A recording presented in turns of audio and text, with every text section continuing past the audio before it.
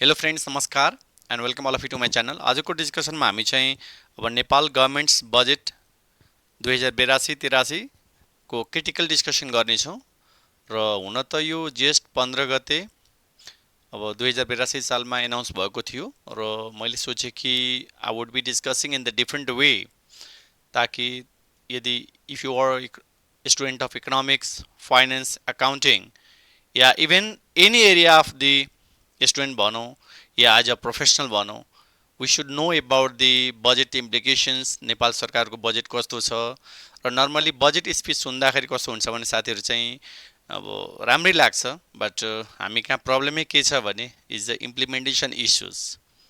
अब over ambitious budget आए पनि कस्तो छ भने साथीहरू चाहिँ त्यसलाई इम्प्लिमेन्ट गर्न सक्नु पर्यो। यहीसँग रिलेटेड आजको ओभरअल डिस्कसन हुनेछ साथीहरू चाहिँ।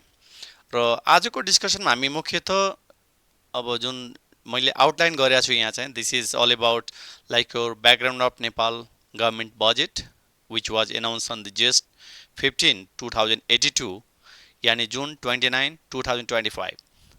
र सेकेन्ड भनेको चाहिँ that's all about your allocation of the government budget of rupees 1.96411 trillion. That means अब यी बजेटलाई चाहिँ गभर्मेन्टले चाहिँ जस्तो रिकरेन्ट एक्सपेन्डिचर, क्यापिटल एक्सपेन्डिचर र overall financial management including public debt सर्भिसेसमा कसरी एलोकेट गरेको छ त्यसको डिस्कस गर्नेछौँ। र एट द सेम टाइम हामी चाहिँ अब allocation of the budget to the all 19 ministries of Nepal. अब हामी कहाँ कस्तो छ भने अब यु माइट सरप्राइज कि अब यस्तो सानो देशमा पनि कस्तो छ भने अब we have 19 ministries in Nepal र बजेट एलोकेसनको बारेमा छलफल गर्नेछौँ। र अर्को चाहिँ सबभन्दा इम्पोर्टेन्ट पक्ष भनेको that is the student visa free visa scheme. फेरि अब जसको लागि चाहिँ अब गभर्मेन्टले चाहिँ अब there must be the regulatory reforms in the higher education in Nepal. र अर्को चाहिँ इनोभेसन बेस्ड स्टार्टअप हुनुपर्छ र इन्डस्ट्रियल प्रोटेक्सन्स र इन्क्लुडिङ ग्रिन इन्भेस्टमेन्ट प्रमोसन। यही टपिकमा आजको डिस्कसन गर्नेछौँ साथीहरू चाहिँ, connecting to the government budget. साथीहरू चाहिँ now you could see the picture of our finance minister, यानि अब फिनान्स मिनिस्टरको नाम भनेको mister Bishnu Prasad Paudel. But don't be confuse साथीहरू चाहिँ, he don't have any understanding of the finance या economics, but still is surprising is that he is a finance minister. That is the matter of pity for our overall economy साथीहरू चाहिँ। अब उहाँको चाहिँ बायोपिकमा तपाईँहरू चाहिँ पछि अध्ययन गर्दै गर्नु होला। But anyway you don't have any understanding of the economics. But anyway अब गभर्मेन्टको बजेट स्पिच दिनुभयो मजाले। अब now let's discuss about the government. The GON भनेको the government of Nepal had announce the अब जुन बजेट मैले भने that is a 1.96411 lakh crore. That is the त्यो भनेकै कस्तो छ भने द फिस्कल इयर 2082-83। तर with the aim of that is the supporting the economic recovery एउटा ब्रोडली, र अर्को चाहिँ that is the developing the overall economy through the balance allocation of resources.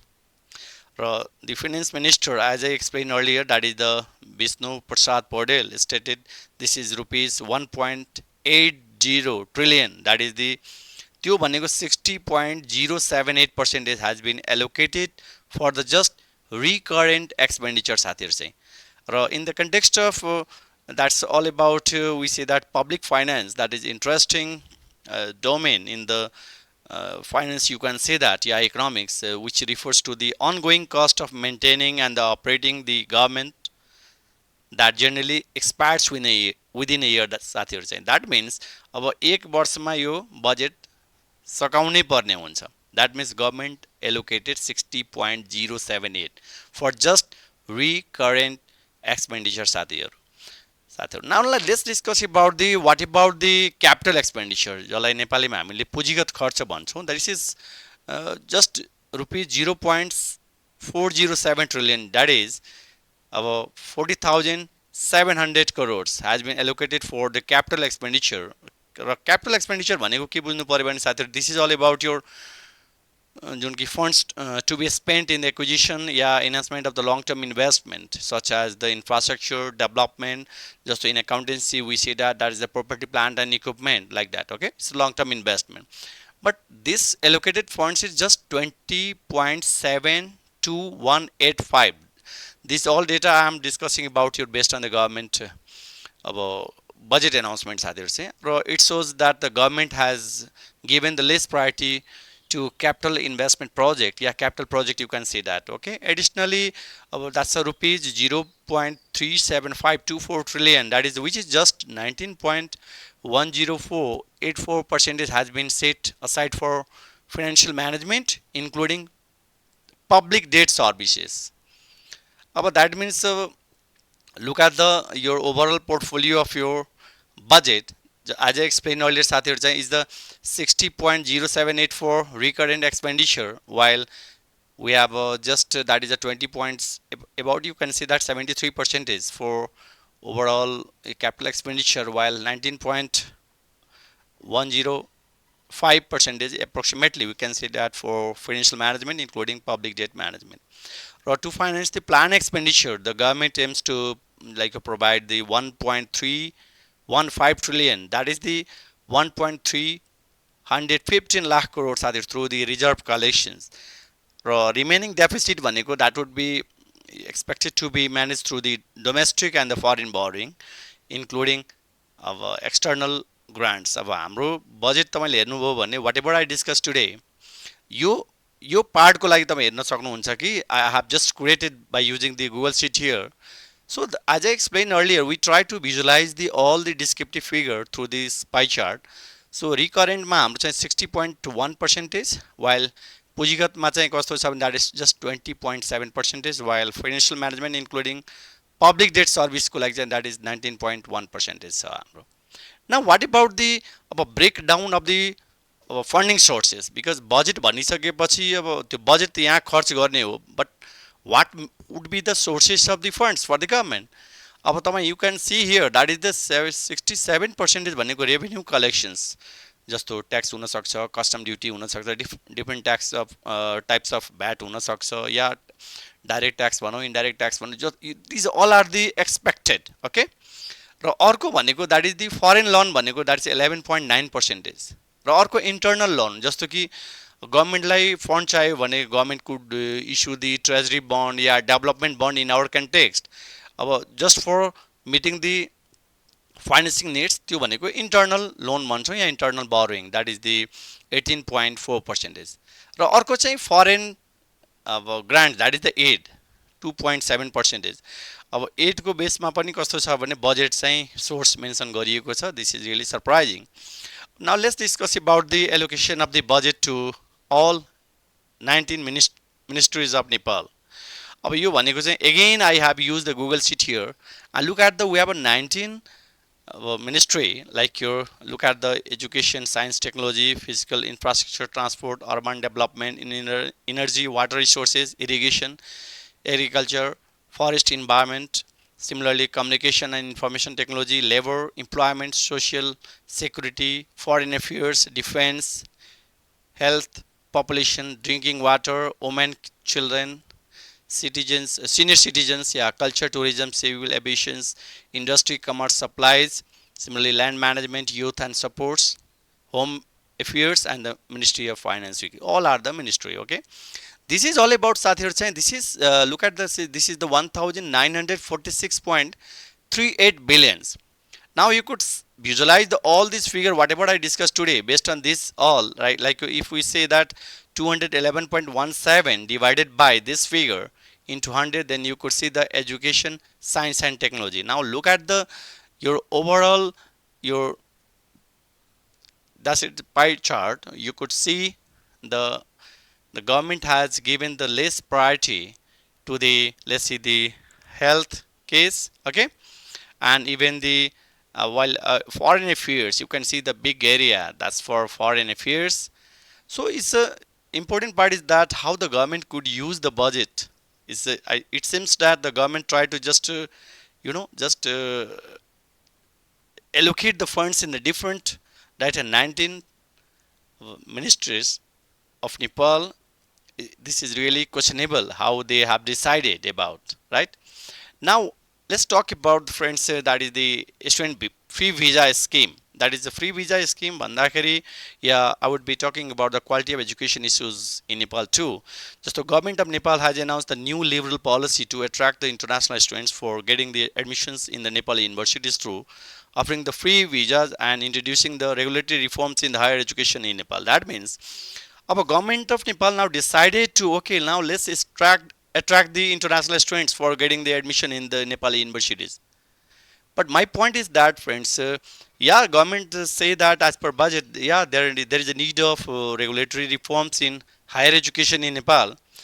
तर माई क्वेसन इज द्याट साथीहरू चाहिँ अब जबसम्म हामीले अब नेपालका विश्वविद्यालयहरूलाई अब इन्टरनेसनल स्ट्यान्डर्डको लेभलमा जबसम्म हामी अब मिट गर्दैनौँ how can we perceive that या international student would come and study in our universities? That is the big questions. And the next one is that the government say that yeah, even the students' parents, yeah, guardians will be eligible for multiple entry visa. This is interesting. And the government plans to introduce like your umbrella law.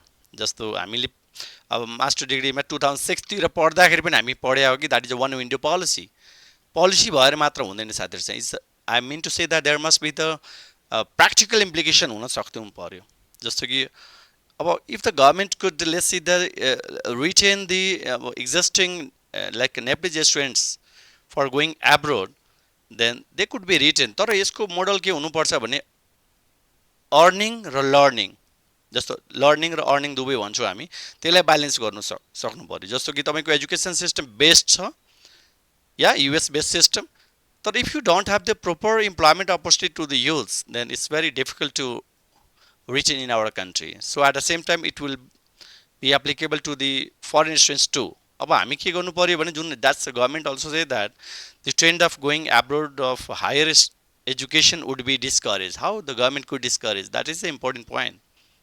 त्यसको लागि के गर्नु पर्छ भने जस्तो कि अब government to just not theoretically is through the policies अब रियल ग्राउन्डमा के हुन सक्नु पर्यो भने अब गभर्नमेन्टमा चाहिँ विश्वविद्यालयहरूमा भनौँ या अध्ययन संस्थानहरूमा या इन्स्टिट्युटहरूमा there must be the good opportunities to the students. Only then our domestic hosts yeah international students would come and naturally it would provide the good opportunity to the youth and they could be retained naturally. र अर्को question गरौँ कि that is the universities will receive the grant based on the educational quality standards. अब like students number and infrastructure as for the Mr.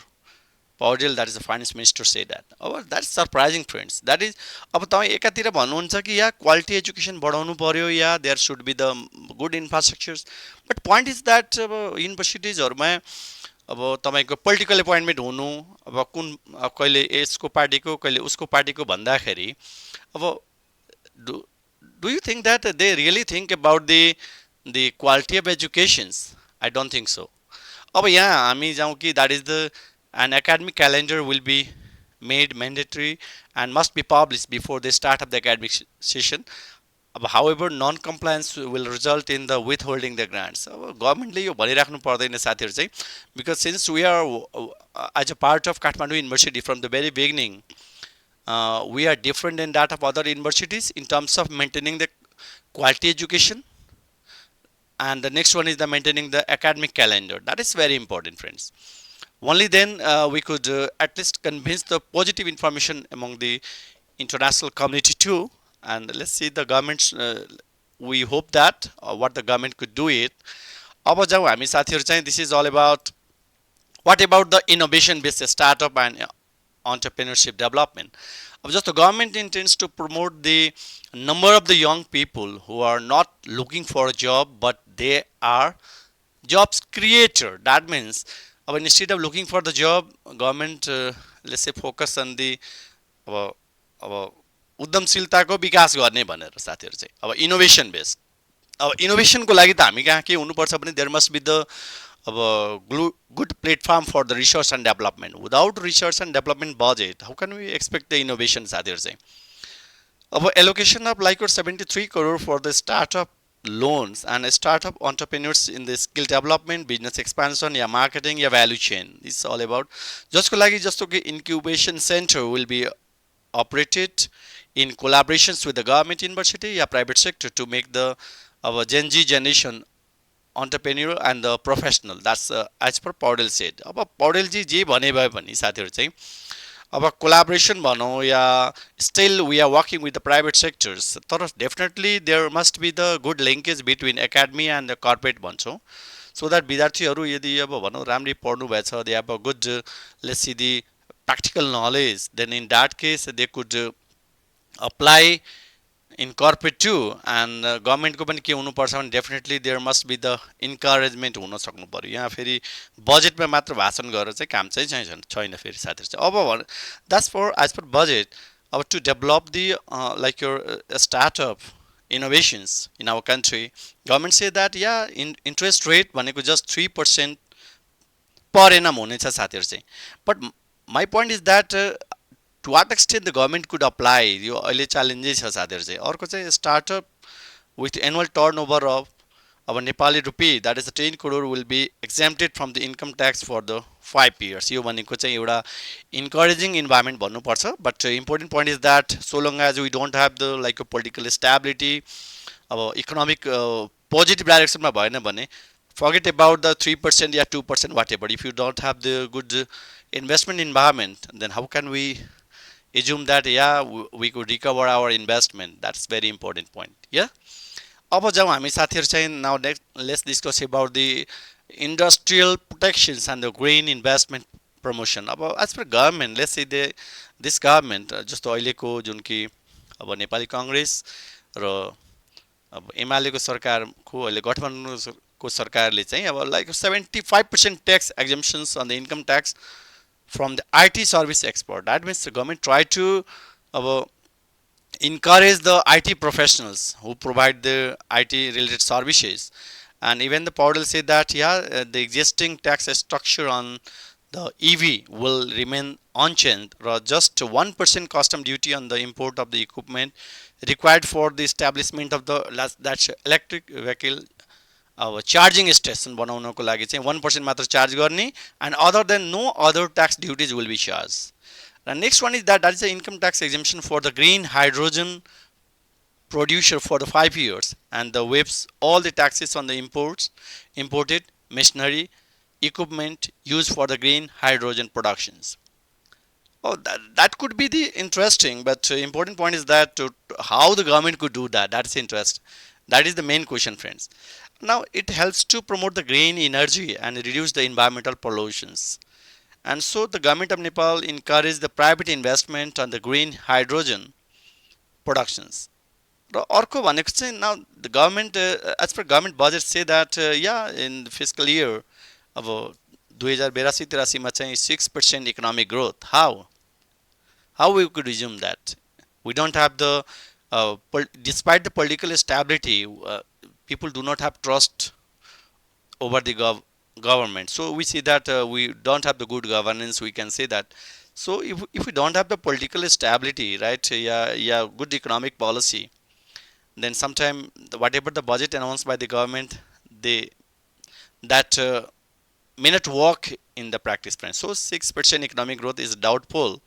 Orko चाहिँ 5.5% inflation targets in the next financial year. That is the point. My point is that, friends, most of the goods services we imported from India, then actually हामी कहाँ कस्तो छ भने महँगी भनेको India भन्दा बढी छ भन्ने बुझ्नु पर्यो साथीहरु चाहिँ. And even though we take the reference of NRB data, that is really doubtful.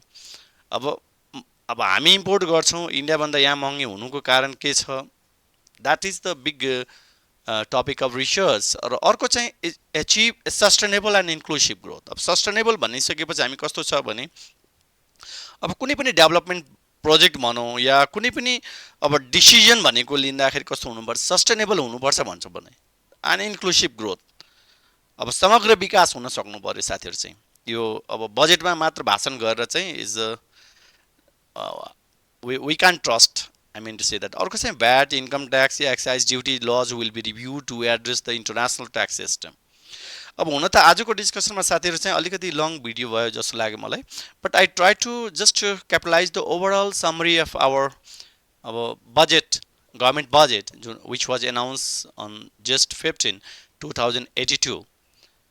र यही भन्दै म आजको भिडियोलाई यही कन्क्लुड गरे साथीहरू चाहिँ यदि आजको भिडियो या डिटेल भए पनि if you really like this content please like पनि गर्नु होला, comment and share including subscribe my video yeah channel, that is Finance Guru Pawan Kumar Jha. Thank you all of you for watching this video.